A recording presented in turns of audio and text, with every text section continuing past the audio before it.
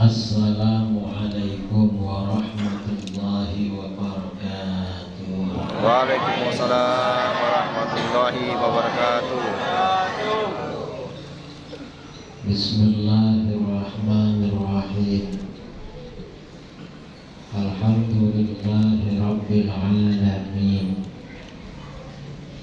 Lahul hamdu wa lahul fadlu wa lahul thana'ul hasan. Asyhadu an la ilaha illallah wahdahu la syarika lah. Wa asyhadu anna sayyidina Muhammadan abduhu wa rasuluh. Allahumma shalli ala sayyidina Muhammadin tibbil qulubi wa dawaiha wa afiyatil abdani wa shifaiha wa nuril absari wa dhiyaiha wa qutil arwahi wa ghidaiha wa ala alihi wa sahbihi wa barik wa sallim, amma ba'du. Yang saya muliakan dan saya hormati para alim, ulama, para kiai, para buya, para tuan guru, Ketua MUI Kota Pagar Alam, jajaran pengurus Masjid Agung Pagar Alam, para asatidz, Kiai Muhaimin, dan semuanya yang juga saya hormati, para jamaah kaum muslimin dan muslimat yang hadir pada malam ini, yang saya banggakan dan saya hormati. Alhamdulillah, bersyukur pada Allah Subhanahu wa Ta'ala untuk pertama kali saya masuk ke daerah kota Pagar Alam. Alhamdulillah. Dari kemarin lihat-lihat mana pagarnya ini.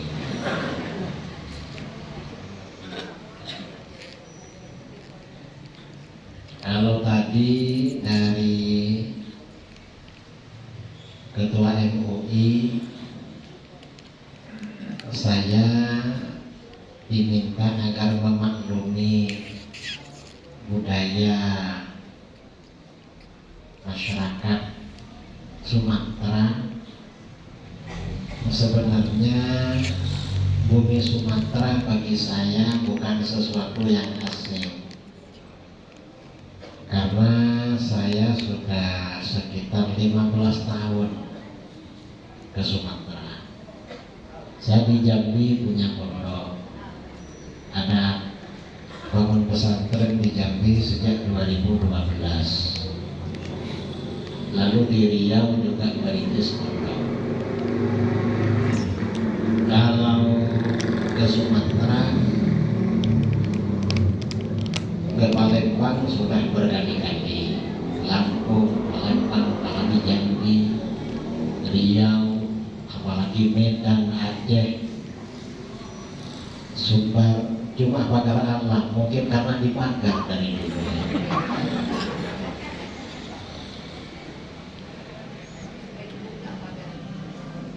Baru dibuka pagarnya ya, jadi bisa ke sini.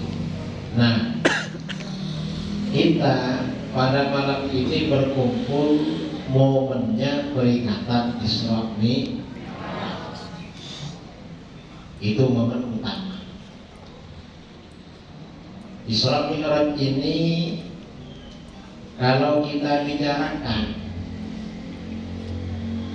dalam kisah Isra Mi'raj, ada yang berhubungan dengan akidah Islam, termasuk akidah Ahlus Sunnah wal Jamaah. Ada yang berhubungan dengan fenomena masyarakat. Ada juga yang berhubungan dengan perkembangan terkini. Kalau yang berhubungan dengan fenomena masyarakat, ya masyarakat sekarang, Rasulullah SAW diterangkan di dalam Al-Quran, Subhanalladzi asra bi'abdihi laylan minal masjidil haram ilal masjidil aqsa alladzi barakna hawlah linuriyahu min ayatina innahu huwas samiul basir. Maha suci Dia yang telah menjalankan pada waktu malam, dalam sebagian malam menjalankan hambanya dari Masjidil Haram menuju Masjidil Aqsa. Ayat ini didahului dengan redaksi Maha Suci Tuhan. Biasanya kalau ayat ini didahului dengan kesucian Tuhan, berarti informasinya luar biasa, nggak masuk akal. Mengapa Rasulullah SAW berpergian dari Masjidil Haram ke Masjidil Aqsa? Dan itu sebagian malam, bukan semalam penuh, sebagian malam. Bahkan dalam satu riwayat dikatakan Rasulullah pulang dari Isra Mi'raj sampai di rumah, kasur yang ditiduri belum lagi dingin. Orang itu kalau tidur di kasur ya, tapi di Jawa tak di sini, karena di sini dingin, nggak hangat-hangat kasurnya. Kasur itu kalau ditiduri orang kena kulit biasanya hangat. Kalau ditinggal beberapa lama dingin. Itu belum lagi dingin, berarti memang sangat sekejap. Bagi orang dulu ini kalau tidak menggunakan keimanan, gak percaya. Kalau bagi kita sekarang ini, kita untung ya hidup di akhir zaman, mudah percaya pada seperti ini. Mengapa? Saya aja kemarin masih di Surabaya, pagi malah kemarin malam saya masih di rumah. Sebelumnya jalan-jalan, habis sholat subuh berangkat ke Surabaya, hampir 3 jam. Dari Surabaya naik pesawat ke Jakarta 1 jam 10 menit. Lalu dari Jakarta ke Lubuk Linggau 1 jam. Artinya apa? Gampang percaya sama Isra Mi'raj. Mengapa? Karena pesawat itu walaupun gak secepat buruk ya, karena buruk yang dinaiki Rasulullah SAW itu cepat sekali. Tapi pesawat ini gak secepat buruk. Nah, Rasulullah dalam Isra Mi'raj itu berangkat dari Masjidil Haram. Ada pertanyaan, mengapa Rasulullah Isra-nya dari Masjidil Haram? Mengapa tidak dari Masjid Agung di Pagar Alam misalnya? Ada yang bilang belum ada Pak Kiai Masjid Agung, mungkin dulu masih hutan. Bukan itu sebenarnya. Ini hikmahnya mengingatkan kita pada awal sejarah perjalanan manusia. Gimana manusia ini tercipta dari tanah, saudara? Manusia asalnya dari tanah, hidup di atas tanah, makan dari barang dari atas tanah, dan nanti mati dikubur di dalam tanah. Kan memang tanah. Maksudnya Nabi Adam ya, Nabi Adam dari tanah. Dan tanah yang pertama kali diciptakan oleh Allah memang tanah Masjidil Haram. Jadi tanah Masjidil Haram ini melebar sampai ke Pagar Alam. Tanah Masjidil Haram itu artinya masjid yang haram, masjid yang suci. Kemudian dari Masjidil Haram destinasinya menuju Masjidil Aqsa. Kenapa menuju Masjidil Aqsa? Kok tidak ke Masjid Istiqlal Jakarta misalnya? Oh, misalnya masjid apa di Palembang yang besar itu? Masjid Agung juga ya. Kenapa nggak ke masjid di Palembang? Oh, belum ada. Bukan itu. Karena memang perjalanan Rasulullah SAW ini juga menggambarkan perjalanan manusia. Perjalanan akhir manusia di muka bumi besok itu di Masjidil Aqsa. Apa di Masjidil Aqsa? Setelah hari kiamat manusia berkumpul di tempat yang bernama Padang Mahsyar. Padang Mahsyar itu di mana? Padang itu artinya daerah yang rata. Itu artinya. Cuma kalau Padang nggak rata, kalau Padang di Sumbar mestinya rata Padang. Di Padang ini daerah yang rata, Mahsyar tempat berkumpul. Nah, besok pada hari kiamat orang berkumpul di Padang Mahsyar. Padang Mahsyar itu di mana? Padang Mahsyar itu negeri Syam. Negeri Syam itu di mana? Negeri Syam itu sekitar Masjidil Aqsa, Palestina, Syria, Yordania, Lebanon. Itu negeri Syam. Itu besok Ardul Mahsyar kata para ulama. Di akhir zaman umat Islam ini diperintahkan oleh baginda Rasulullah SAW merapat ke negeri Syam. Ke sana. Mengapa merapat ke negeri Syam? Karena ahlul haq, pembawa panji kebenaran, pembela Islam tempatnya di negeri Syam. Dan kalau meninggal di negeri Syam itu enak. Misalnya meninggal di Palestina, di Syria, Lebanon itu enak. Mengapa? Nanti pada hari kiamat bangun-bangun dari alam kubur sudah di Padang Mahsyar. Yang susah ini yang bangunnya di Pagar Alam. Mengapa? Saya kemarin dari Lubuk Linggau gak bisa tidur. Mengapa? Jalannya jurang-jurang. Bawa mobil dari Lubuk Linggau, ada Pak Kiai istirahat. Ya alhamdulillah istirahat. Karena mau tidur sebentar kena jurang gak terkejut lagi. Ini belum kiamat, ini sudah gak bisa jalan. Sudah gini. Nah, artinya apa? Besok berkumpul di Padang Mahsyar saudara. Dari Padang Mahsyar umat manusia nanti akan melewati jembatan Syiratal Mustaqim. Yang lolos selamat akan masuk surga. Yang tidak selamat akan jatuh ke neraka jahanam. Na'udzubillah min. Semoga kita semuanya masuk surga. Ini saudara tentang peristiwa Isra. Kemudian Mi'raj. Mi'raj itu artinya apa? Mi'raj itu tangga. Jadi saudara tadi dari bawah ke atas itu Mi'raj namanya. Mau kemana Mi'raj? Ada tangga itu. Cuma Mi'raj ini maksudnya tangga ke langit. Rasulullah itu mengapa Mi'rajnya dari Masjidil Aqsa? Karena pintu langitnya lurus Masjidil Aqsa itu. Pintu langit pertama, kedua, ketiga, 4, 5, 6, 7 itu lurus Masjidil Aqsa. Kalau sini nggak nembus, nggak ada pintunya ke langit. Jadi harus muter lagi kalau dari sini Masjidil Aqsa. Nah ini saudara arti Isra Mi'raj. Nah kemudian fenomena kehidupan modern yang terjadi dalam peristiwa Isra Mi'raj itu apa saja? Di dalam perjalanan, di dalam Al-Quran, Linuriyahu min ayatina.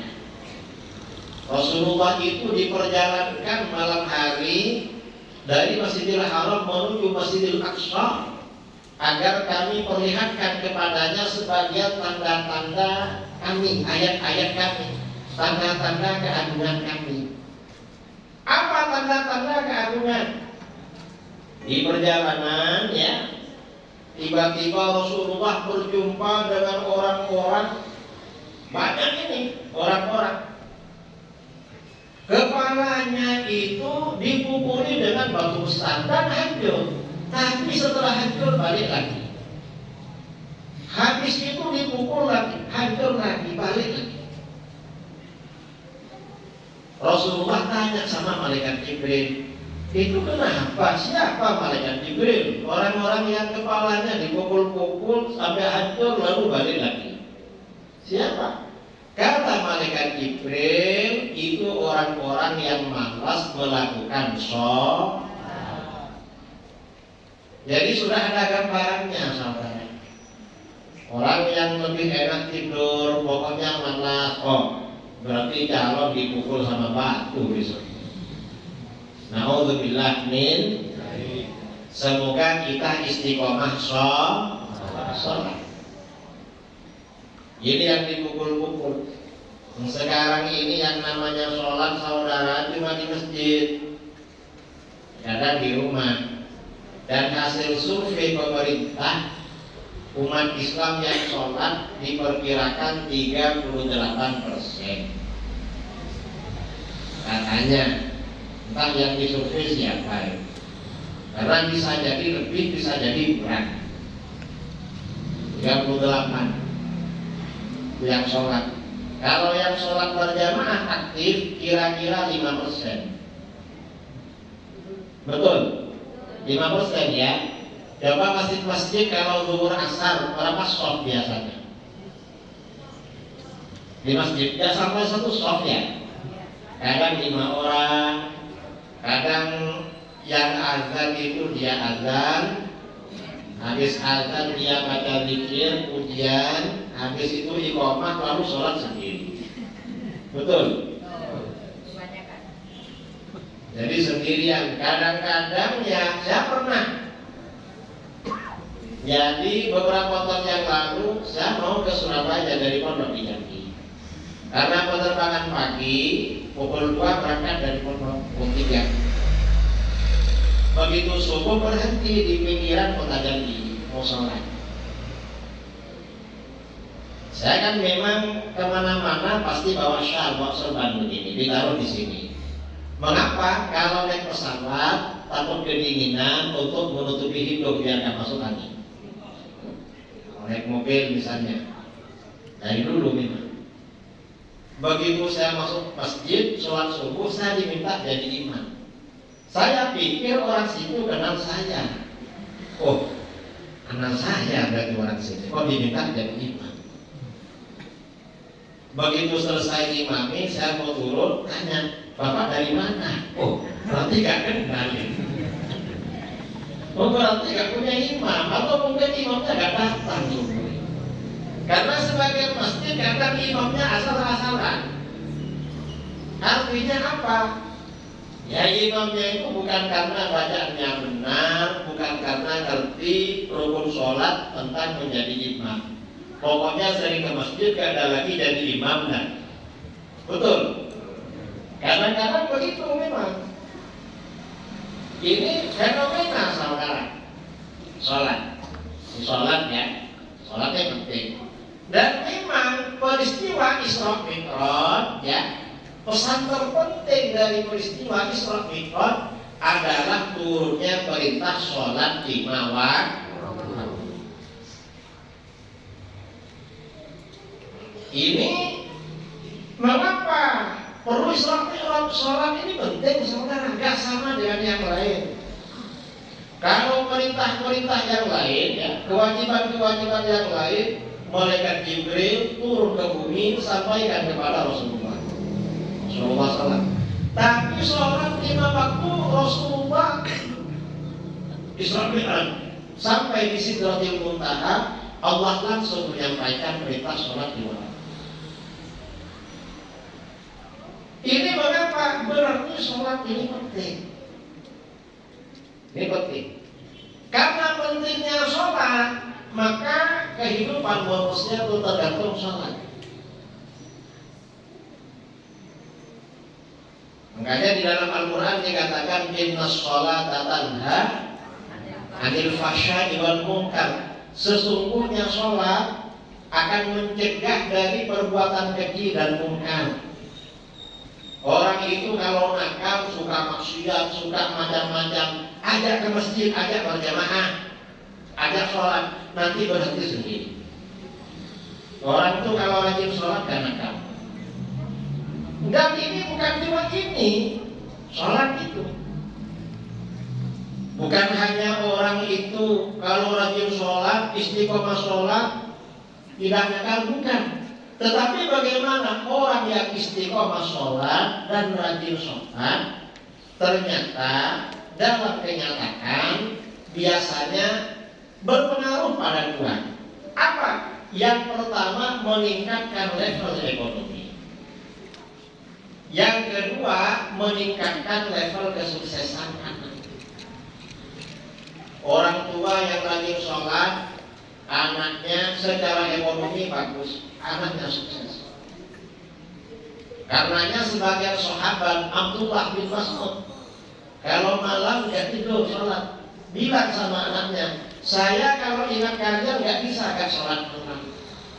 Mengapa? Kalau gak sholat malam, saya mengkhawatirkan nasib kalian. Artinya apa? Kesalehan orang tua dengan menunaikan sholat malam ini berpengaruh pada kesolehan anak. Dan ini juga meningkatkan level ekonomi. Tahun 2024 saya undangan ceramah di Amerika dan Kanada. Di Amerika 3 minggu, di Kanada 1 minggu. Berangkat dari sini menjelang bulan puasa. Jadi puasa pertama di Texas, di Amerika. Lalu hari raya di Toronto di Kanada, terus pulang. Ini kan ada hubungannya dengan sholat. Gimana hubungannya dengan sholat? Di Amerika itu umat Islam di Indonesia ramai. Hampir tiap kota jumlahnya ribuan. Misalnya di Texas mungkin lebih 5.000. Di kota-kota lain lebih 2.000, 3.000, pokoknya ribuan di Amerika. Ya ada orang Padang, orang Jambi, orang Palembang. Malah saya pertama kali yang jumpai saya di Texas orang Palembang. Orang Palembang. Orang Jambi juga, orang Medan. Wah ini Sumatera semua ini. Lama-lama orang Jember tetangga saya lagi di Amerika. Nah, orang Indonesia di Amerika dengan jumlah sebanyak itu, ini punya masjid cuma 5 buah se-Amerika. Sementara India, umat Islam India juga ramai di sana. Umat Islam India ini masjidnya agak bisa dihitung. Karena di tiap kota, tiap pojok-pojok kota ada masjid selalu yang punya orang India. Padahal orang Indonesia dan India sama-sama ramai di sana. Ini kira-kira artinya bagaimana kesimpulannya? Orang Indonesia yang Islam ramai di Amerika masjidnya cuma 5. Orang India ramai juga masjidnya gak bisa dihitung. Ini kira-kira kesimpulannya apa kira-kira? Kalau disimpulkan ini, terserahlah disimpulkan sendiri. Artinya orang Indonesia orang India senang bikin masjid, kan begitu. Orang Indonesia kurang senang. Tidak. Nah kemudian saya ini kan ngisi di masjid-masjid Indonesia, pernah juga ngisi di masjid India, pernah ceramah di masjid mereka. Nah di masjid Indonesia ini yang di Texas namanya Masjid Istiqlal. Jamaah per hari berkisar 250 orang. Biasanya 1 jam sebelum maghrib orang sudah datang ke ceramah. Maghrib, takbir, habis itu sholat maghrib, habis sholat maghrib baru buka puasa makan. Lalu habis itu tanya jawab sampai tarawih. Itu yang hadir kira-kira 250 orang. Kok tahu? Menghitung jumlah piring tiap hari, piring makan. Nah, dari 250 orang itu, orang Indonesianya berapa orang? Ternyata orang Indonesianya kira-kira 25 orang. Yang 225 itu orang India. Kadang orang Arab, kadang orang Afrika. Yang Indonesia cuma 25. Dan biasanya yang aktif ke masjid itu yang jadi pengurus dan jadi panitia. Nah di masjid-masjid di sini kan begitu juga ya. Yang aktif biasanya jadi pengurus, jadi bendahara. Nanti kalau ada reformasi gak jadi lagi, kadang gak aktif. Betul. Artinya apa? Angka kehadiran orang Indonesia ke masjid bukan cuma di sini yang lemah, di barat juga lemah. Ini angka kehadiran. Dan hampir semua masjid Indonesia. Lalu sholat taraweh. Di masjid-masjid Indonesia di sana sholat tarawehnya semuanya 11. Kalau masjid India semuanya 23. Malah kalau masjid India itu bisa 3 kloter tarawehnya. Kalau Indonesia 1 kloter semua. Masjid India itu 3 kloter. Karena masjidnya gak cukup. Kloter pertama jam 9 sampai setengah 11. Itu full sampai belakang. Nanti jam 11 kloter kedua sampai setengah 1. Full lagi. Jam 1 sampai setengah 3 kloter ketiga. Full lagi. Itu orang India. Memang kalau ibadah memang luar biasa. Ini ibadah badaniyah ya, ibadah fisik. Memang orang India luar biasa. Lalu ibadah sosial. Apa ibadah sosial? Sumbangan. Tadi ini kan katanya ya, kata Pak MUI besoknya minta donasi ya kepada jemaah. Nah, di Amerika dan Eropa masjid-masjid itu rata-rata tidak membangun. Tapi bagaimana? Membeli gereja. Karena sejak tahun 80-an orang Kristen itu sudah gak mau ke gereja. Karena gereja kosong, akhirnya pendetanya pensiun. Karena pendetanya pensiun, gerejanya dilelang, dijual. Karena di barat bangunan lama gak boleh dibongkar. Kalau dijual dialihfungsikan gak apa-apa. Gereja yang dijual itu biasanya dibeli umat Islam. Nah orang India ini kalau membeli gereja sumbangannya tinggi. Ustadznya ramah. Saudara-saudara ya, ini saudara-saudara kita yang ada di daerah 48. Kalau ke masjid sini jauh, kasihan. Kalau mereka punya masjid, tak cukup satu masjid. Dan kalau ada masjid, ada ustadz yang mau ngurusi. Di sana ada gereja mau dijual, harganya sekian. Ayo kita sumbangan yang banyak. Kalau jamaah laki-laki, saudara keluarkan dompet, gak hitung-hitung, langsung taruh aja di sini. Kalau orang India. Ada bapak-bapak ya lebih 50. Lihat di sakunya dompetnya udah habis. Akhirnya menghadap sama pos-postat, minta maaf, duit habis. Karena barusan gak tahu kalau mau ada donasi. Uang saya habis beli mobil di dealer barusan. Boleh nggak Ustaz? Kalau kontaknya sama suratnya saya serahkan Ustaz. Jualkanlah buat beli gereja. Saya pulang mau naik ojek. Diserahkan saudara. Mobil baru beli. Itu yang bapak-bapak. Habis itu kotak amal dijalankan sebelah kanan ibu-ibu. Yang ibu-ibu ini gak buka dompet, tapi buka apa? Buka yang di jari-jari dan di lengan. Dilepas. Yang di jari-jari di lengan dilepas. Ada ibu-ibu sudah agak tua, sudah gak ada di tangannya. Ustaz, ini yang sumbangan kemarin belum diisi lagi ya. Gimana Ustaz ini? Ini kalau gak nyumbang gak dapat bagian ini pahala masjid. Tapi gimana ya, boleh nggak kalau yang di leher? Akhirnya harusnya diserahkan.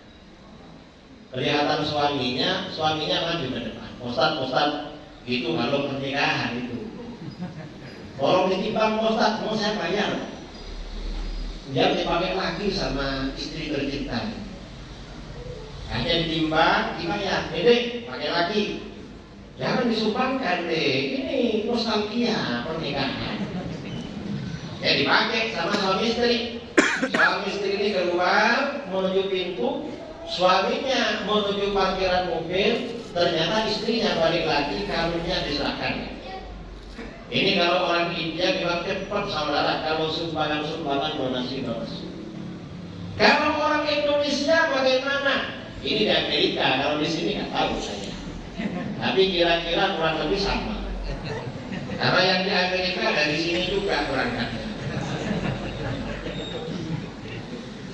Saya menyampaikan dalil-dalil sumbangan bahwa di dalam hadis Rasulullah SAW bersabda, "Mana qasamadun min shadaqatin, bal yazdad.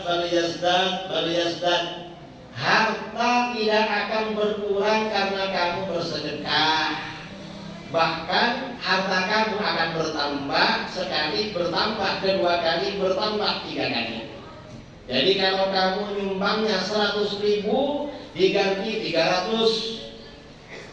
Kalau nyumbangnya 200.000 diganti 600.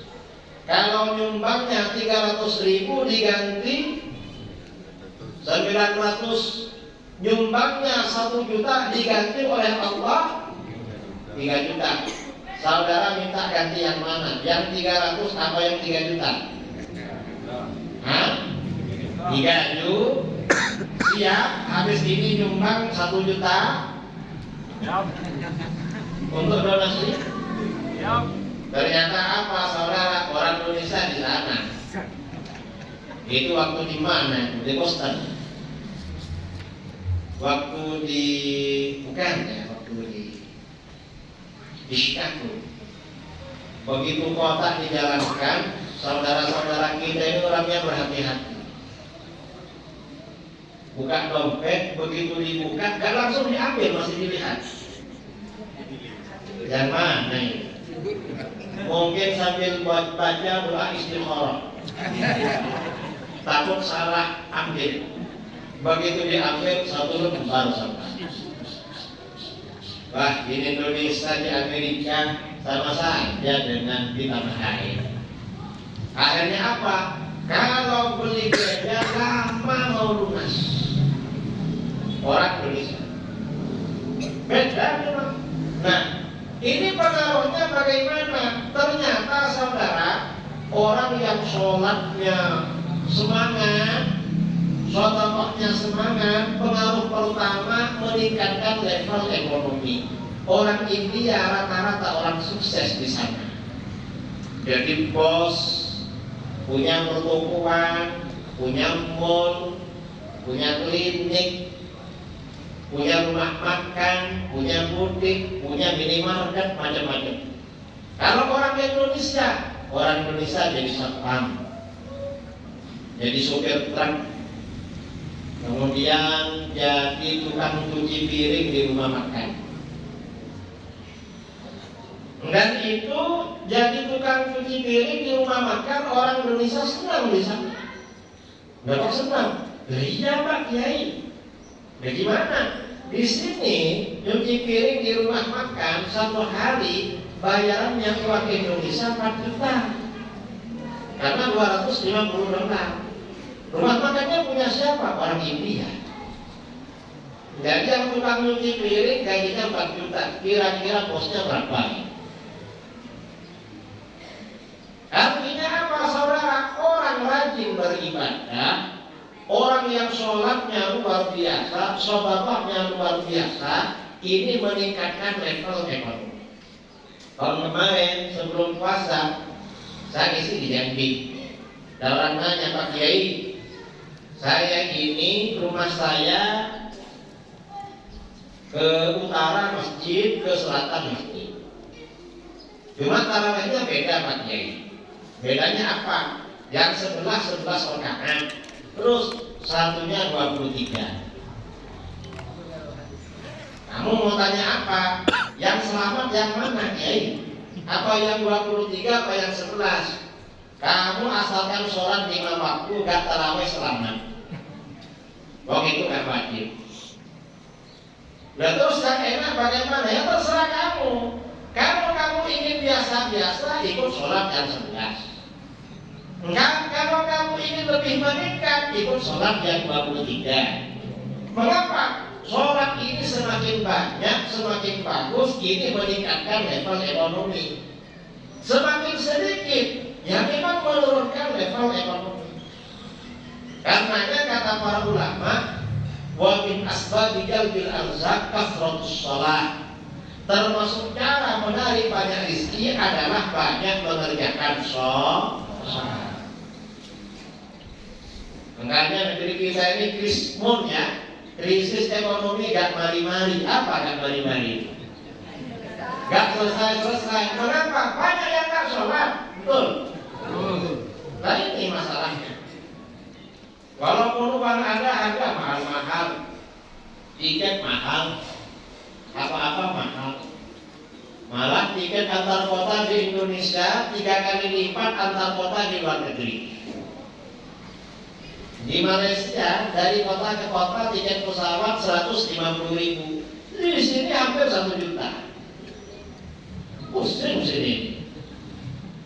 Jadi ini mengapa? Ya mungkin karena ini. Karenanya ya, dengan momen Isra Mi'raj ini jaga sholat keluarga kita, jaga sholat saudara-saudara kita, jaga sholat saudara-saudara kita sesama umat Islam.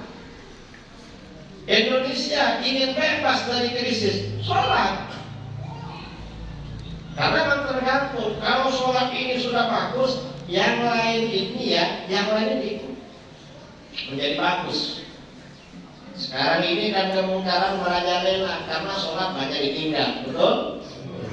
Nah ini artinya apa? Pelajaran dari Isra Mi'raj yang berkaitan dengan fenomena sosial. Ya ada lagi ya, ini kan perjalanan Isra.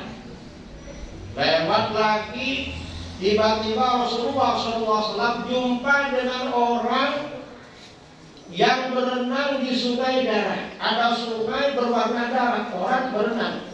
Setiap ke pinggir orang ini ada orang yang ngasih mulutnya batu besar, menelan batu. Ditanya oleh malaikat Jibril, itu apa malaikat Jibril? Sudah berenang di sungai darah yang ditelan malah batu. Gak enak semua. Airnya darah yang ditelan batu. Coba yang ditelan apa ini? Enak kalau itu ditanya. Apa? Itu orang yang makan riba. Na'udzubillah min dzalik. Sekarang ini riba merajalela saudara. Memang termasuk tanda-tanda akhir zaman, orang susah bebas dari riba. Kalau bebas dari riba kena debunya.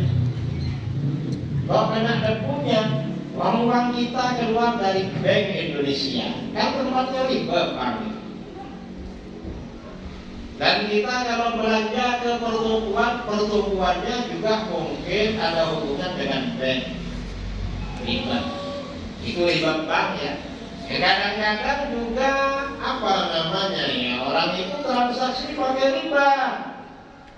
Kalau riba, yaitu hutang pada rentenir. Ada di Makassar rentenir. Na'udzubillah min dzalik. Ini memang fenomena orang ini saudara ya. Kalau transaksinya riba, hidupnya gak berkah. Kemudian ibadahnya tidak diberi. Na'udzubillah min. Kadang-kadang rentenir, kalau orang aja di depan, rajin sholat, bolak-balik umroh riba. Na'udzubillah min. Ya, mudah-mudahan kita diselamatkan oleh Allah dari riba. Amin Allahumma. Ini fenomena sosial. Ya banyaklah fenomena sosial yang terjadi dalam peristiwa Isra Mi'raj. Ya nggak perlu menerangkan panjang-panjang karena setelah ini tanya jawab. Kemudian dalam peristiwa Isra Mi'raj ini juga ada hal-hal yang berkaitan dengan akidah. Yang sekarang sebagian golongan ini gak percaya. Rasulullah SAW lewat di satu tempat, disuruh turun oleh malaikat Jibril. Ternyata di situ jumpa dengan Nabi Musa. Ngobrol-ngobrol. Kemudian habis itu Rasulullah ke Masjidil Aqsa. Sampai di Masjidil Aqsa, malaikat Jibril mengumandangkan azan. Begitu azan berkumandang, segera para nabi, para rasul datang berkumpul. Para nabi itu datang semua. Setelah mereka berkumpul, malaikat Jibril mengumandangkan iqamah. Begitu iqamah berkumandang, maka para nabi, para rasul ini berbaris bersaf-saf mau menunaikan sholat, menunggu imam. Lalu apa? Malaikat Jibril menghampiri baginda Rasulullah SAW. Rasulullah diminta menjadi imam. Nah, ini artinya apa? Ini ada dua yang berkaitan dengan akidah. Pertama, ini adalah bukti kehidupan alam barzakh. Artinya orang yang sudah mati itu sebenarnya masih hidup dan hidup di alam barzakh. Karena orang mati ini sebenarnya masih hidup, maka mereka juga punya kebutuhan. Cuma kebutuhannya bersifat gaib. Apa kebutuhannya? Orang mati ini senang kalau diziarahi orang yang hidup. Kan begitu. Dan dalam satu riwayat Rasulullah ziarah makam Nabi Ibrahim pada waktu Isra, ziarah ke makam Nabi Musa. Karenanya umat Islam Ahlus Sunnah wal Jamaah ketika masih hidup memang senang ziarah kubur. Kalau orang pagar alam senang apa enggak ziarah kubur? Berapa kali ziarah kubur? Seminggu 4 kali. Seminggu 1 kali. Tiap minggu ya ziarah kubur. Hah? Tiap hari Jumat. Orang Sumatera ada yang setahun 2 kali, betul? Yang setahun 2 kali itu kapan biasanya? Menjelang puasa sama. Kalau orang Muhammadiyah ada ziarah kubur? Gak ada ya. Kalau Salafi Wahabi ada ziarah kubur? Gak ada. Yang benar adalah ziarah kubur. Ini orang pagar alam ziarah kuburnya siang apa malam? Gak apa-apa lah siang daripada enggak sama sekali. Kalau kata Wahabi ziarah kubur sesat, bid'ah. Gak betul. Ziarah kubur itu hukumnya dan itu sunnah Rasul. Berapa kali Rasul ziarah kubur? Rasulullah itu ziarah kubur hampir tiap malam, bukan siang. Dalam Sahih Muslim diterangkan ya, Aisyah berkata, hadis itu kalau Bukhari Muslim hadis Sahih paling kuat. Aisyah berkata, karena Rasulullah Shallallahu Alaihi Wasallam yakhruju min akhiril lail ilal baqi. Rasulullah SAW selalu keluar pada akhir malam ke kuburan Baqi. Hampir tiap malam Rasulullah ke kuburan Baqi. Akhir malam. Akhir malam itu jam berapa? Ya kira-kira 1 jam sebelum subuh. Di pagar alam subuh pukul 4.40. Berarti akhir malam itu setengah pagi. Mengapa Rasulullah ziarah kubur akhir malam? Akhir malam itu waktu ijabah. Rasulullah ke kuburan kan mau mendoakan umatnya yang ada di alam kubur. Untuk mendoakan umatnya, Rasulullah cari waktu yang paling istimewa agar anugerah Allah kepada umatnya yang meninggal ini istimewa. Padahal seandainya Rasulullah berdoa siang-siang dikabulkan oleh Allah. Sampai di kuburan fayaqul, Rasulullah SAW berdoa, Assalamualaikum dara qaumin mu'minin. Salam sejahtera semoga tercerahkan pada kalian wahai orang-orang beriman yang dikubur di sini. Wa atakum ma tu'aduna wa tan mu'ajjalun. Apa-apa yang dijanjikan oleh Allah akan datang pada kalian besok. Wa inna insyaallah bikum lahiqun. Kami insyaallah akan menyusul kalian, tapi jangan terburu-buru. Masih ingin agak lama. Allahumma ufir li ahli baqiyil gharqad. Ya Allah, ampunilah orang-orang yang dikubur di pasir. Itu doa Rasulullah. Jadi Rasulullah mau mendoakan umatnya di alam kubur dari waktu artinya kita ini kalau ikut sunnah Rasul mestinya ziarah kubur tiap malam, dan itu akhir malam. Cuma orang pada alam banyak tidak berani.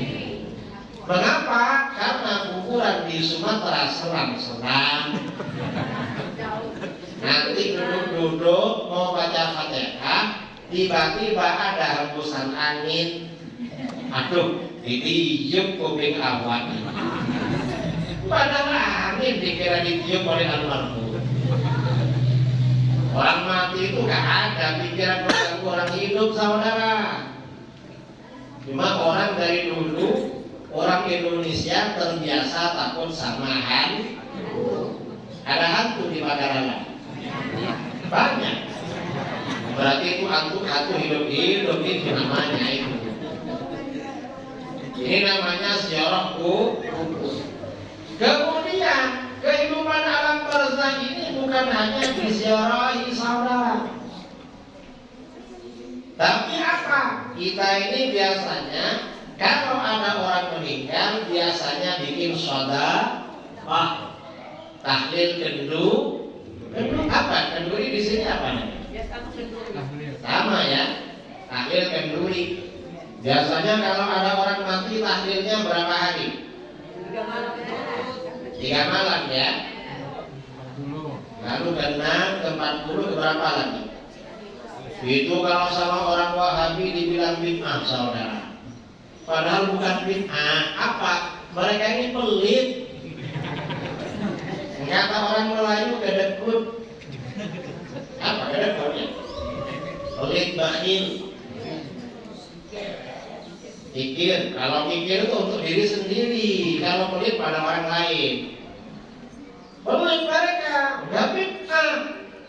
Sedekah untuk orang mati mau 7 hari, mau 1 bulan, 2 bulan, 3 bulan, terserah. Yang penting ada duitnya. Kan itu. Mengapa ya apa-apa memang. Di dalam hadis itu diterangkan.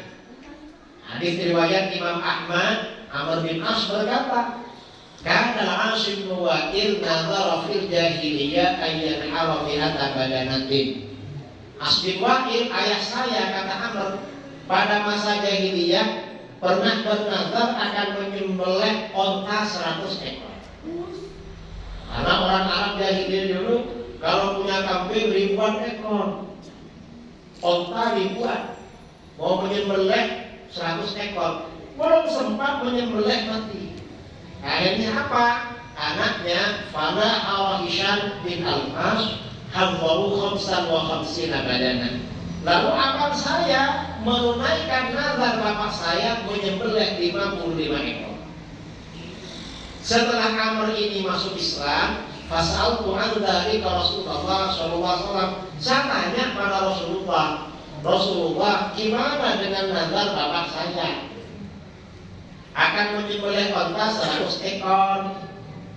Belum menyembelih sudah mati. Lalu abang saya menunaikan nazarnya menyembelih 55. Nah, Yang 45 apa perlu saya sembelih? Akhirnya apa?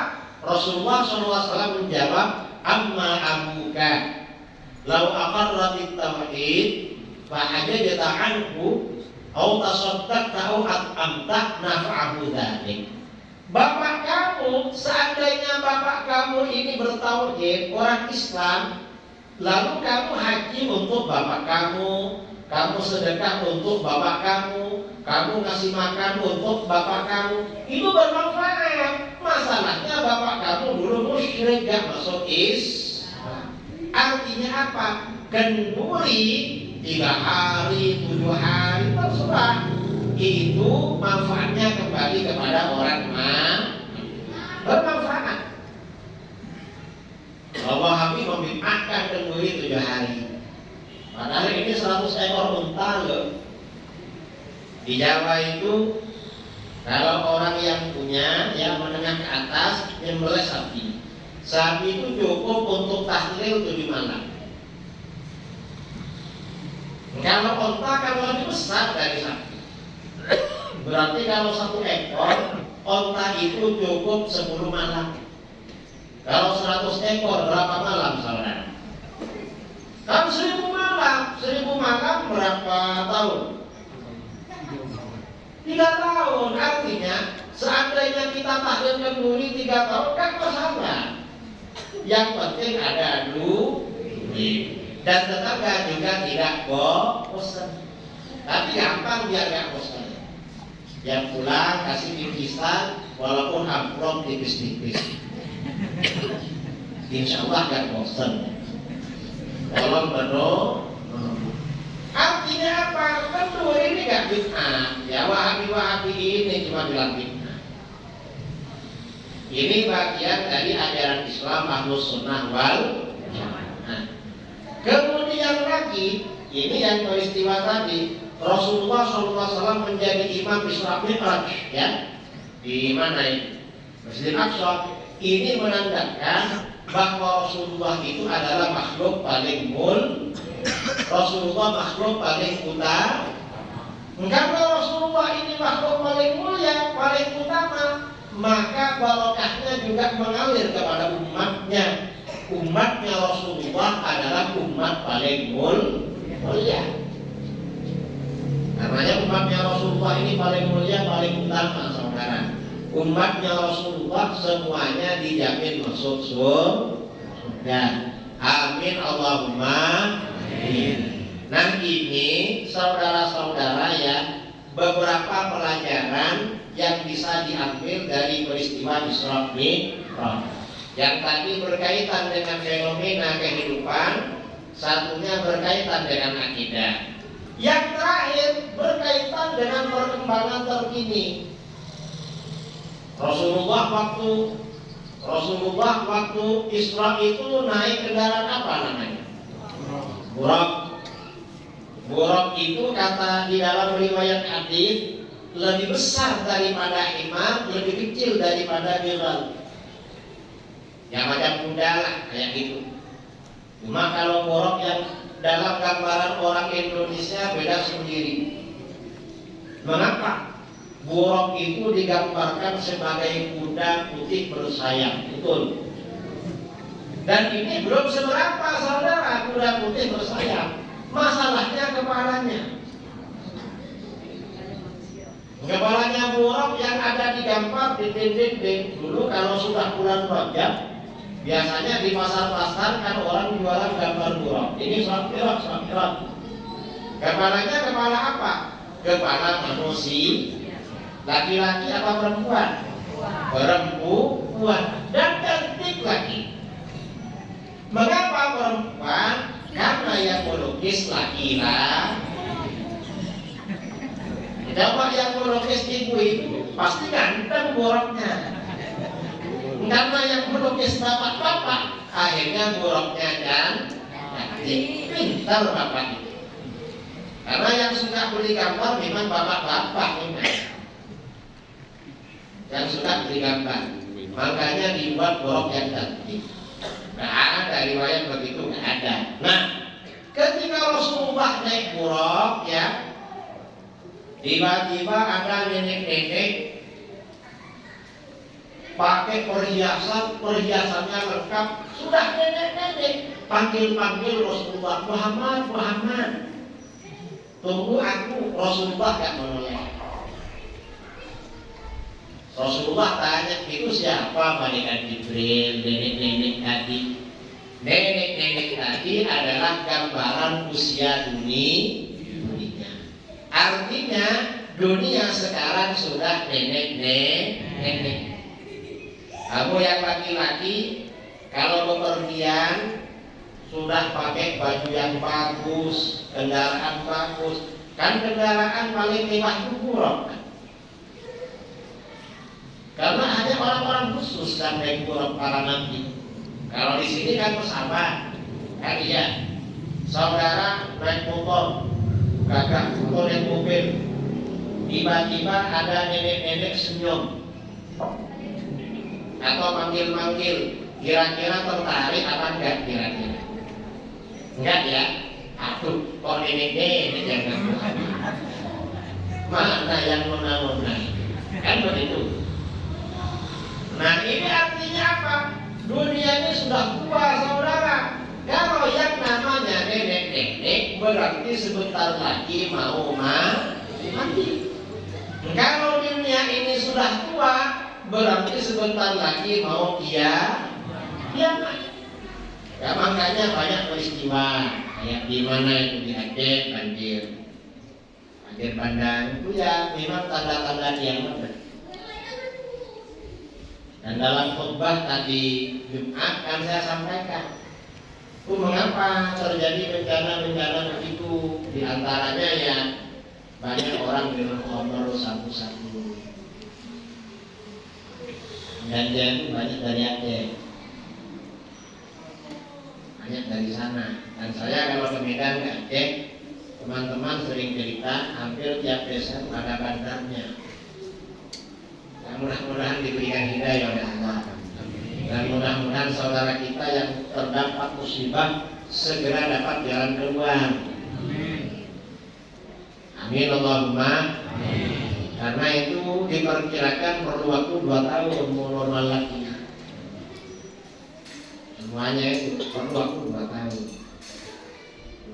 Dan ini yang mudah-mudahan yang belum kena, yang mudah-mudahan selamat. Saya kemarin bulan Maulid keliling Aceh. Kalau ada pantai-pantai bagus berarti di mobil foto sebentar. Mikir-mikir, wah gak enak tepi pantai. Mengapa nanti tsunami? Ternyata ya Allah kalau mau menurunkan apa-apa gak perlu tsunami. Bisa pakai hujan lalu tanah longsor. Sama saja dengan tsunami. Di sini kan pakar alam jauh dari laut ya. Ada tsunami, ada padamnya ya. Tapi kalau apa Allah berkehendak sesuatu gampang saudara, gak ada yang susah bagi Allah. Namanya kita ini memang harus rajin sholat, banyak mendekatkan diri kepada Allah.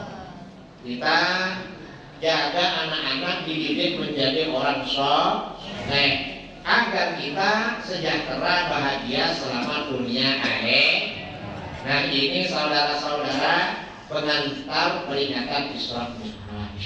Selanjutnya kita perdalam dalam sesi tanya jawab. Saya nggak tahu mau berapa pertanyaan. 5 ya. Hanya 5 pertanyaan. Siapa yang mau nanya duluan? Yang nanya ini bisa dikasih hadiah dulu. Ibu-ibu itu Pak. Biasanya pertanyaan yang banyak ibu-ibu, apalagi di situ curhat banyak.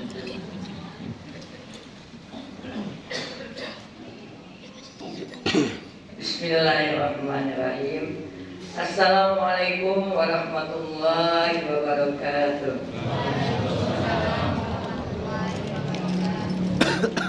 Al-Mukarram, ini pribadi saya mengajar ngaji.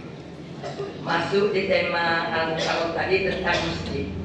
Beduk, azan, imam 1 orang. yang ingin saya tanyakan, di waktu sholat asar tidak ada orang yang azan, apalagi untuk imam. Jadi saya panggil, bapak-bapak tolong imami kami. 3 kali saya panggil nggak datang. Jadi ibu-ibu jemaah saya menyuruh saya menjadi imam. Jadi kami imamnya ibu-ibu. Yang saya tanyakan, apakah berdosa saya memanggil bapak-bapak tadi sampai 3 kali imami kami? Imami kami. Sekian pertanyaan saya. Wassalamualaikum warahmatullahi wabarakatuh. Ibu-ibu ini gak berdosa dan itu bagus. Dan mestinya bapak-bapak malu lah kalau kan ke masjid sampai dipanggil ibu-ibu. Dia malu. Tapi kayaknya bukan masjid sini ibu-ibu ya. Oh ya, berarti masjid luar ya, jauh dari sini ya. Ya. Jadi memang ini problem ya. Mungkin nanti dari ketua MUI, yang Muhaimin dan semuanya di sini gimana itu? Masjid yang begitu diurus tuh. Jangan sampai ada yang azan. Karena azan tuh di tiap daerah sholat berjamaah tuh satu kifayah. Kalau sampai ada yang begitu, itu diperangi gak apa-apa. Karena syiar Islam gak ada di sini. Tapi kadang-kadang bapak-bapak itu ada di rumah. Ada yang nonton TV, ada yang main HP kadang-kadang. Betul? Nah itu. Mungkin ya bagi ibu-ibu ini dikasih iming-iming lah bapak-bapaknya.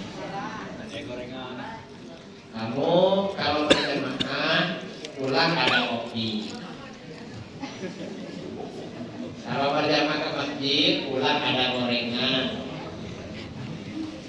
Kalau gak rajin bangun subuh, kamu kalau rajin sholat subuh, saya kasih izin kawin lagi. Mesti hormat. Kira barangkali lah. Saya gak tahu caranya apa itu. Ya, cukup ya. Dari bapak-bapak dulu. Nah, ini kan demonstrasi tadi. Dari bapak-bapak dulu. Tadi ibu sudah, sekarang bapak-bapak. Ada.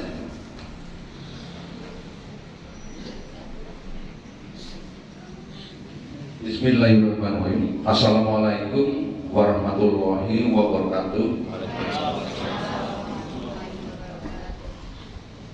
Yang saya hormati Bapak Idrus Ramli.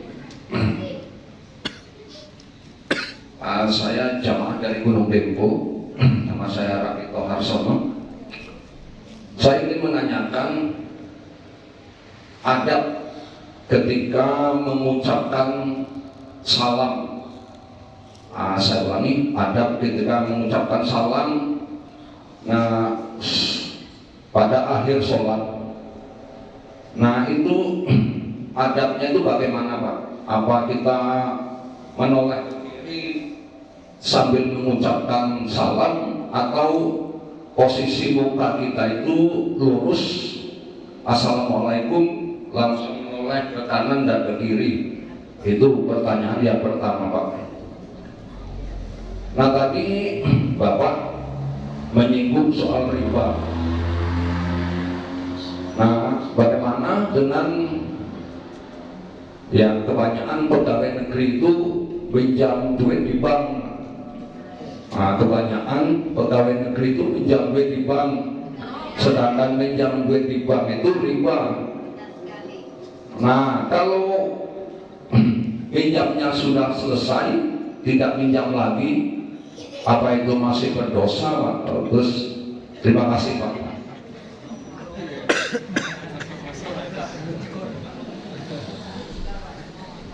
Yang pertama ya, ketika kita salam tahiyat, biasanya kan ketika kita tahiyat, pandangan ini melihat ke kanan.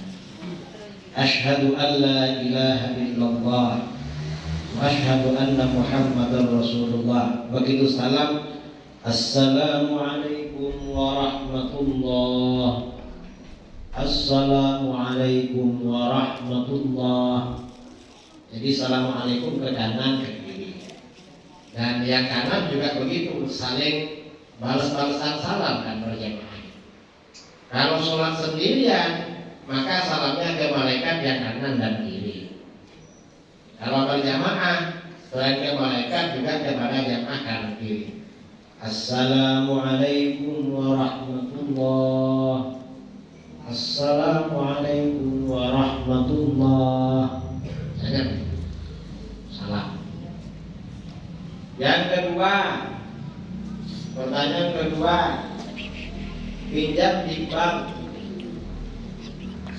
Kalau pinjam itu nggak riba, yang riba kalau pinjaman berbunga. Kalau di bank berbunga berarti riba. Apakah itu khusus pegawai negeri? Siapa saja, walaupun bukan pegawai negeri ya riba kalau berbunga. Dan walaupun nggak ke bank, pinjam ke tetangga, pinjam duitnya 1 juta ya, tapi bayarnya 1.200.000 ya, riba ya. Gak harus ke bank saudara, riba. Kalau sudah lunas, apa masih berdosa? Ya berdosa, makanya tetap bertaubat minta maaf pada Allah. Karena dosa, jangan diulangi lagi. Jadi yang begitu. Ya. Atau ya kalau mau pinjam dari bank syariah. Kalau bank syariah biasanya akadnya bagi hasil, akad Qardul Hasan, bank Aman Ajil, kan begitu di bank syariah. Cuma kalau dikurus dengan bunga bank konvensional macam lebih tinggi, kan begitu. Oh gimana lah, yang rajin sholat biar gak butuh pinjam pada bank. Amin Allahumma amin. Insyaallah kalau rajin sholat, rajin ibadah, dimudahkan oleh Allah, gak perlu sama bank. Amin Allahumma amin. Pertanyaan ketiga, ibu-ibu. Ibu-ibu dulu ya.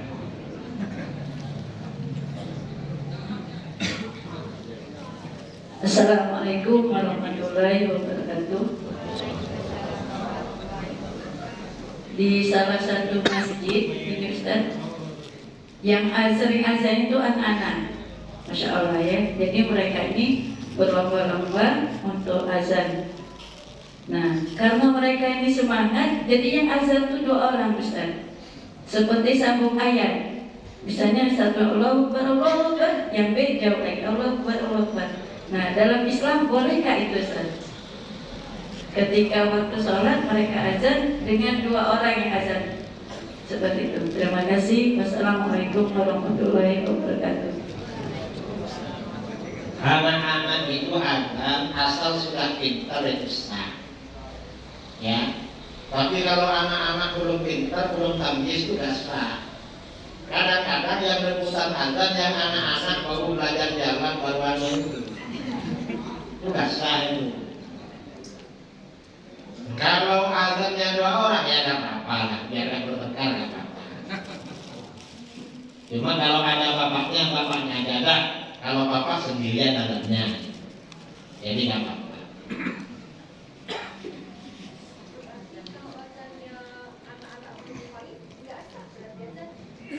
Kalau belum tamyiz, belum pintar itu asal. Karena yang tamyiz, yang pintar itu bagaimana? Yang bisa makan sendiri, bisa nyuci sendiri, kalau di HP bisa, itu sudah pintar namanya. Sudah ngerti barat timur, ngerti apa, itu pintar. Kalau belum bisa apa-apa, masih pipis, BAP di celananya tuh sah tuh. Belum ngerti apa. Cukup ya? Cukup? Lanjut? Bapak tadi mana?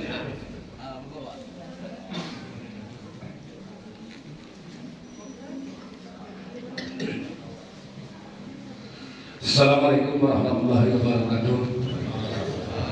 Terima kasih. kasih atas kesempatannya. Ini Bapak ini tadi sebenarnya nyinggung aku tadi kan. Aku yang lulus P3 Pak, sekarang 3 TK kan. Nanti 5 tahun lagi Pak gak gaji.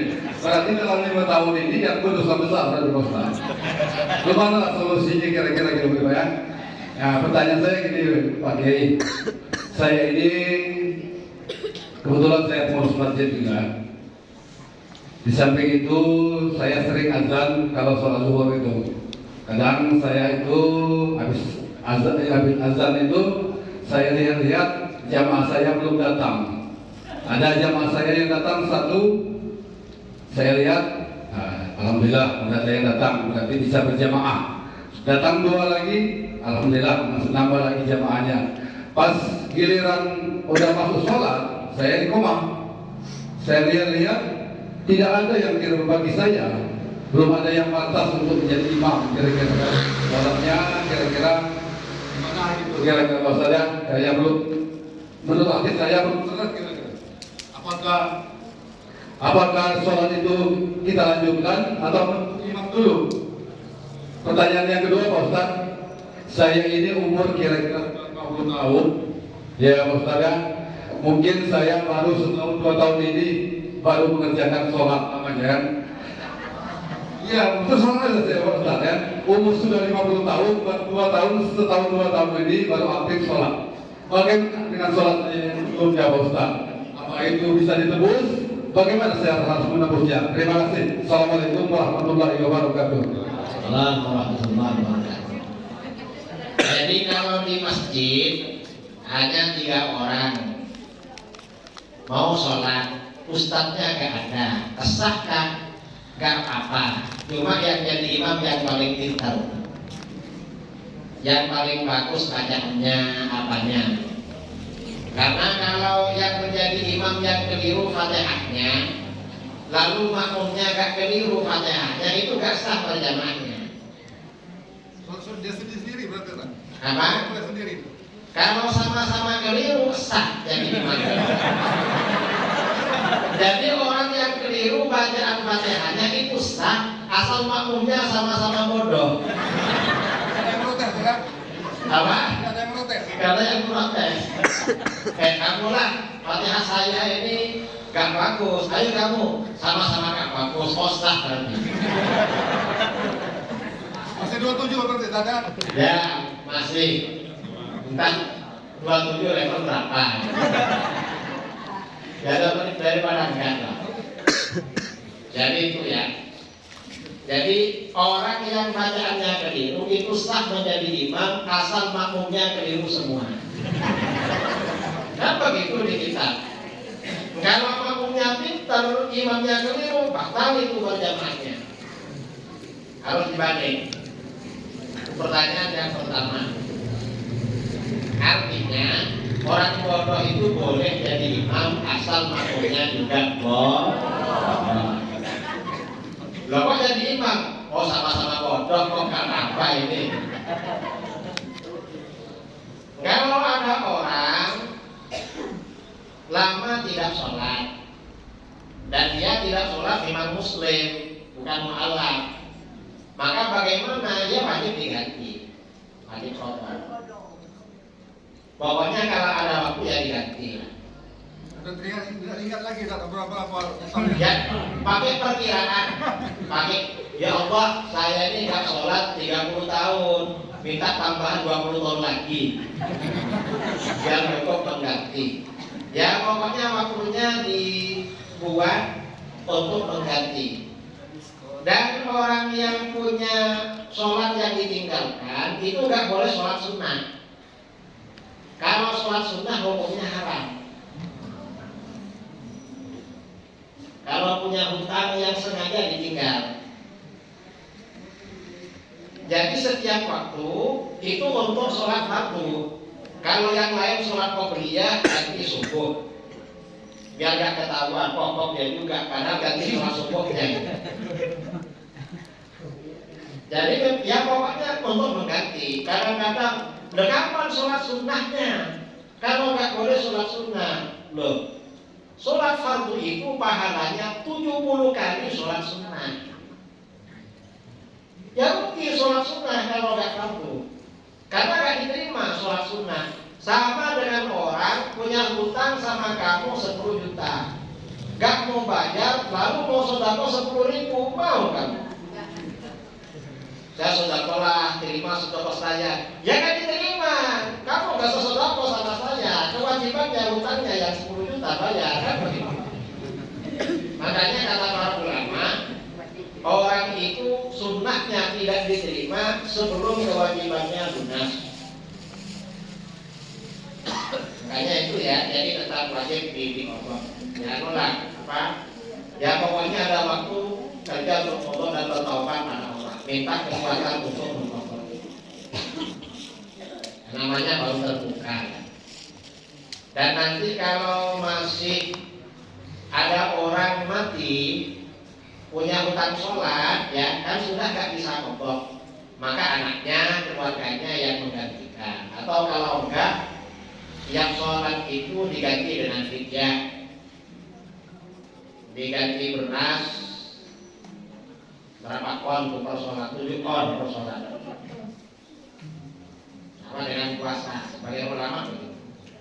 Kalau ada keluarga meninggal, lama meninggalkan sholat, bisa diganti sama anak-anaknya. Anak-anaknya minta tolong jangan ke masjid, biar cepat lunas.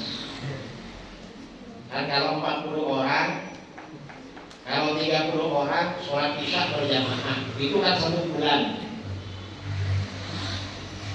Dan sholat qadha itu waktunya gak mengikuti waktu yang ditinggalkan. Artinya apa?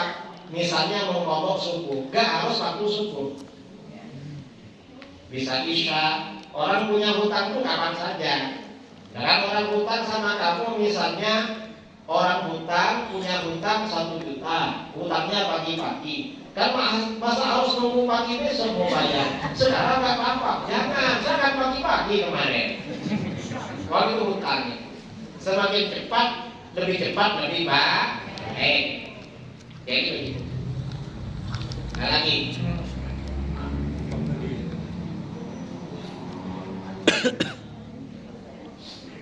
Assalamualaikum warahmatullahi wabarakatuh.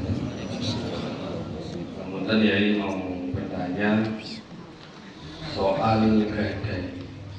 Jadi ada beberapa orang, contohnya umpama si A meminjam 100 juta kepada si B dengan jangka waktu tempo 5 tahun.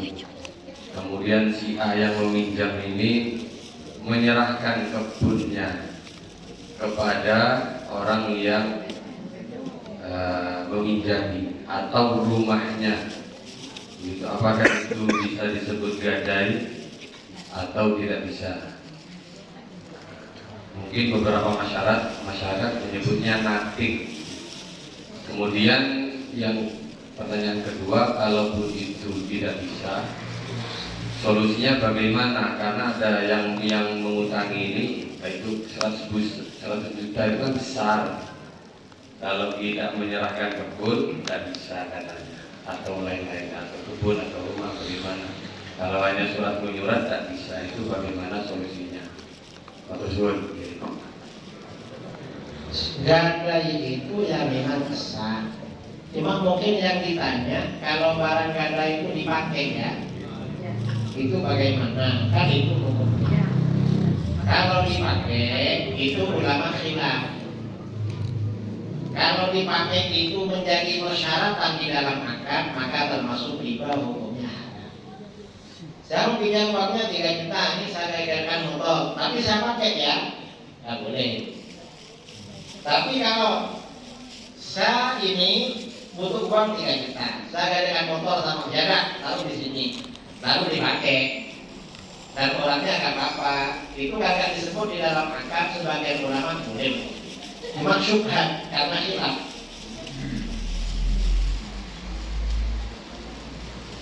Seperti gadai sawah ya, gadai sawah atau gadai kebun. Orang biasanya butuh uang, akhirnya kebunnya digadaikan, lalu dikerjakan, dan nggak dibicarakan di dalam akad untuk mengerjakan. Itu sebagai ulama membolehkan dan jadinya syubhat. Artinya yang bagus itu dia ditaruh di wajah, kayak dipakai, itu baru halal thayyibah yang begitu. Tapi biasanya nggak mau menggunakan kalau nggak pakai. Kenapa? Rugi, uangnya sudah ke sana. Nah, orang sekarang pelit-pelit memang. Namanya pelit, kan nggak mau kalau rugi. Akhirnya nggak berkah.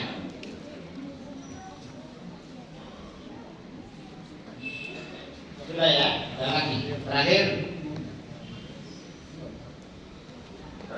Satu lagi. Masih ada? Cukup? Oh ini paling terakhir. Yang lucu ini yang tanya tentang azan malah ibu-ibu. Bapaknya memang nggak bilang-bilang kalau sering kosong pastinya.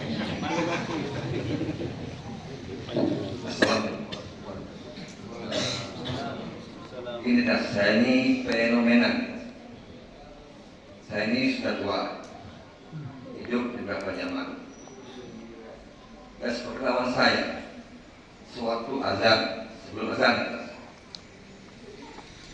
akhir-akhir ini jauh berbeda dibanding zaman dulu.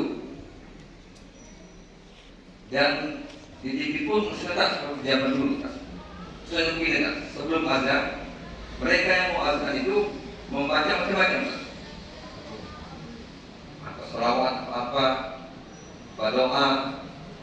Dan sepengetahuan saya, zaman dulu saya tidak mendengar. Dan di TV pun belum pernah dengar juga. Apa ada tuntutannya? Kalau nggak dipakai speaker, nggak ada masalah. Kalau pakai speaker, seolah sunat bagaimana? Jadi bagaimana menurut saya? Kalau dapat ajaran dari mana saya ngerti. Sekian setelah semua. Memang kalau dulu muadzin itu sebelum azan baca sholawat, lalu azan. Sekarang ini enggak. Mengapa? Memang orang dulu lebih rajin beribadah dari sekarang. Lebih rajin orang dulu. Zikir habis sholat aja lebih panjang orang dulu. Orang-orang yang sekarang ini sudah banyak tak tahu zikirnya orang dulu setelah sholat. Karena banyak sekarang. Dan itu gak apa-apa, memang zikir seperti dulu itu sudah sesuai dengan fatwa-fatwa para ulama. Dan sekarang ini mau singkat, mau instan semua. Banyak ditinggalkan yang dulu-dulu itu. Memang sudah semakin akhir semakin berkurang ingatnya. Makanya di akhir zaman ini ya perlu rajin beribadah karena zaman fitnah TV, fitnah internet, fitnah HP, fitnah macam-macam. Rasulullah SAW bersabda, "Ala ibadatu fil haraj kahijratin ilayya." Beribadah pada masa-masa kacau banyak fitnah itu pahalanya seperti berhijrah kepadaku. Mengapa? Beribadah sekarang ini tantangannya berat. Apa? Paling enggak HP. Kadang-kadang orang ya sudah niat ini mau baca yasin, sholat sunnah sebelum tidur. Begitu mau ke kamar mandi, kok HP-nya bersinar, ada WA kayaknya. Akhirnya WA-WA dulu. Selesai, dia ke kamar mandi dulu. Habis itu ada WA lagi. Akhirnya WA dulu. Selesai WA, rencananya mau sholat witir 3 rakaat. Ternyata apa? Dan gak ngantuk nanti ajalah sholatnya, tidur juga jadi sholatnya. Berat tantangannya. Dan orang itu kalau baca Quran 30 menit, kira-kira lama pada lama. Lama ya. Kalau nonton TV atau HP 1 jam, itu lama pas tuntas. Gak terasa saudara, betul. Tantangannya berat sekali. Nah, ini ibadah ya. Hanya anak-anak ini yang dijaga. Adanya bagus. Memang tantangan akhir zaman ini banyak tantangannya. sekarang. Sampai-sampai pikir apa itu berkurang. Singkat-singkat sekarang habis sholat. Dan untung masih ada zikir, kadang nggak ada zikir. Kadang imamnya langsung buka HP. Ada orang Wahabiyah yang memintahkan zikir, terus saya sholat langsung buka HP. Bukan orang Pagaralam, orang mana ini? Orang Bengkulu atau orang Jambi. Ya ini ya, boleh rasanya orang kan nyebut namanya, ada yang tahu juga. Saya kira ini mudah-mudahan bermanfaat ya. Jadi Isra Mi'raj ini berarti hari ulang tahun turunnya perintah sholat. Mudah-mudahan kita diberikan istiqomah sholat, khusyuk dalam ibadah, rajin beribadah, keluarga kita juga istiqomah beribadah, ibadahnya diterima oleh Allah. Amin, Allah amin. Dari saya kurang lebihnya mohon maaf yang sebesar-besarnya. Baik, taufik wal hidayah. Assalamualaikum warahmatullahi wabarakatuh.